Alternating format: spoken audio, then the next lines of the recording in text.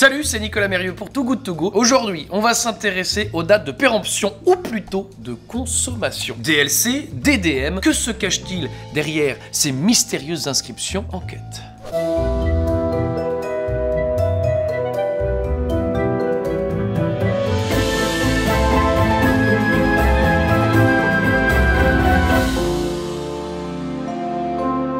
DDM, DDR, RDC, DKR, DLC. J'ai deux passions dans la vie, les acronymes et la bouffe. D'ailleurs, est-ce que tout le monde fait bien la différence entre une DLC et une DDM? Parce que c'est pas la même chose. La DLC, c'est la date limite de consommation, le fameux à consommer jusqu'au. Et la DDM, c'est la date de durabilité minimale, le fameux à consommer de préférence avant.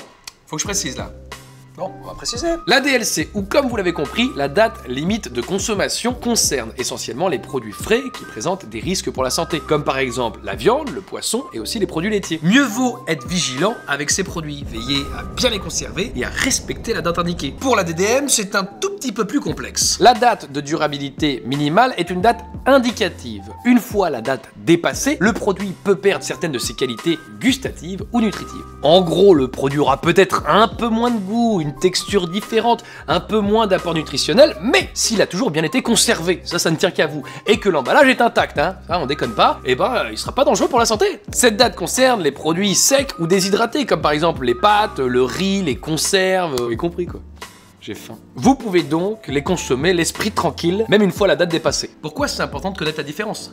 Parce que, selon l'ADEME, la mauvaise compréhension et gestion des dates de consommation est à l'origine, tenez-vous bien, 20% du gaspillage alimentaire au sein des foyers. Si on arrivait à, voilà, peut-être baisser le thermostat, réduire un peu la cadence, ce serait pas mal. Vous savez tout, et si jamais vous avez le moindre doute sur une DDM, bon, eh bien vous pouvez toujours utiliser la bonne vieille méthode OSG. OSG pour observe, sent et goûte.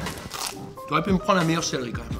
Et voilà, c'était alimentaire, mon cher Watson. Pensez à vous abonner à la chaîne de Too Good To Go, hein, puis regardez peut-être même les autres vidéos si vous voulez en apprendre un peu plus sur le gaspillage alimentaire. Il y a plein de petites choses qui ont été faites avant moi, et la suite arrive très vite.